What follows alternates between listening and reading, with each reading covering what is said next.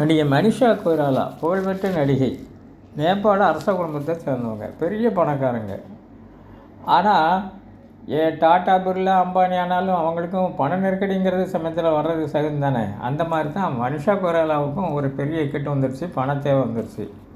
அந்த நேரம் என்ன பண்ணுறாங்கன்னா, இக்கட்டு வந்துடுச்சுன்னு அவங்க சோம்பி இல்லை, மன உளைச்சல் இல்லை, என்ன பண்ணாங்க, அந்த நேரத்தில் அவங்க புகழ்பெற்ற நடிகை. அதனால் எந்த இடத்துல எந்த சிறு வேடம் கிடைச்சாலும் சரி, அதில் நடித்து இப்போ கொஞ்சம் கொஞ்சமாக பணத்தை சேர்த்து அந்த இக்கட்லேருந்து வெளியே வந்துட்டாங்க.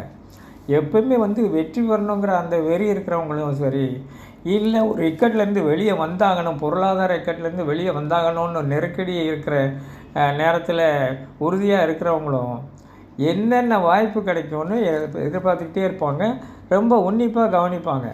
அப்படி கிடைக்கிற வாய்ப்புகளெல்லாம் பயன்படுத்தி எவ்வளோ சீக்கிரம் அந்த இக்கட்லேருந்து வெளியே வரணுமோ அது மாதிரி வந்துடுவாங்க. அதுதான் மனிஷா கொய்ராலா விஷயத்தில் நடந்தது. நாமளும் வெற்றியில் நாட்டம் இருக்கவங்களாக இருந்தாக்க நாம் இது மாதிரி இருக்கலாம். அந்த வெற்றி நாட்டம் இல்லாதவங்க தான் என்ன செய்வாங்க, ஐயோ இப்படி ஒரு இக்கட்டு வந்துடுச்சுன்னு சொல்லி அதை பற்றி புலம்பி மேலே மேலே கஷ்டத்துக்கு உள்ளாயிக்குவாங்க.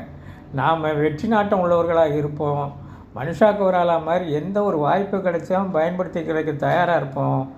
விக்கெட்லேருந்து வெளியே வருவோம், வெற்றி வருவோம், இல்லைங்களா?